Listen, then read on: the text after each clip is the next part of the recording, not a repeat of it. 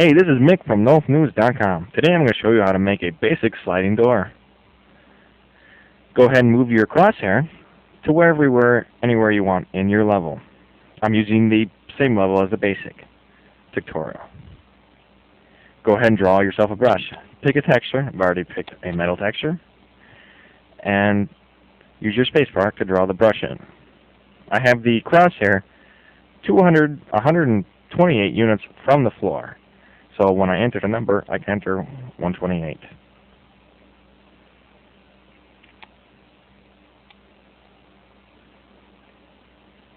To make this door move, I have to bind it to a object, which will be a door object. Just click door. You don't need to click anything in the subdirectory, just the door, and click OK. In its properties, you're going to notice it will be not available, because it's showing the properties of both the brush and the door object. By clicking nodes, it'll show you the checked mark object with a directory sublimit. Go ahead and uncheck it. So only the door is checked. Go back into properties, and now it shows that it is a door and shows the name of it.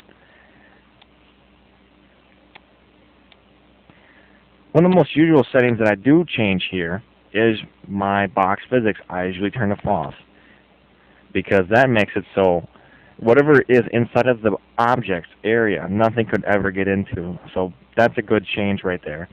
You just should set that to false. Next thing to change is your speed. Right now it sets it for default for 200 units per second, which is a good speed, which I will leave. Your move delay is the amount of time which, after it is triggered, how long it takes for it to actually open. It just sits there and waits. And of course, your move distance is how far it will move. We want our door to move 128 units, so it'll go 128 distance. The next thing that can throw people for a loop is your move direction. How to determine your move direction is very easy, actually, if you get used to it. It shows 0.0. Basically, it throws 3 zeros in a vector. I'm going to cancel all this, and I'm going to show you how to determine which way you want your door to move.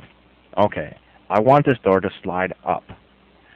So what I have to do is pretend that the mouse movement is the door, so it's moving up in the plane. If you look down here in this window, look what number is going crazy when you do that. It's moving upward. Notice that middle number is actually getting positive. It's getting larger. See, it's going from hundreds to 200s to 300s. That means the number is getting bigger. To set the door movement is very simple. 0, because the first one didn't have anything going on. So, since that middle number was getting larger, it's at a positive number. So we're set 1 space 0, and that is it. That's all we need to set. That will make the door go up. It's because it's telling it to go positive upward. If we wanted our door to go down, I'm going to clear this out. Now I'd go 0, -1, 0. That would make the door move down. But I want it to go upwards, so I'm going to set it for 0, 1, 0. Some of the extra stuff in here, like your opening sound commands and your close commands. For sounds. It already has some of them set in default, and if you want to change them, go ahead and click the B button here, and you can go ahead and dig them out of the NOLF directory. Make sure they're in the NOLF directory, something that's not somewhere else on your computer. Alright, we're going to go back up now. Now, right now, when the way this door works, you would trigger it, and it would open, and it would stay open. And you would have to try to jump up and maybe trigger it back down. Here, if you want your door to automatically close after you're done, after you go through it and you want it to automatically close back behind you, go ahead into your state flags and click the box. This gives you properties of how the door can be triggered. See, it remains open to true. So here's what we do. We change that to false, and we also change trigger close to false.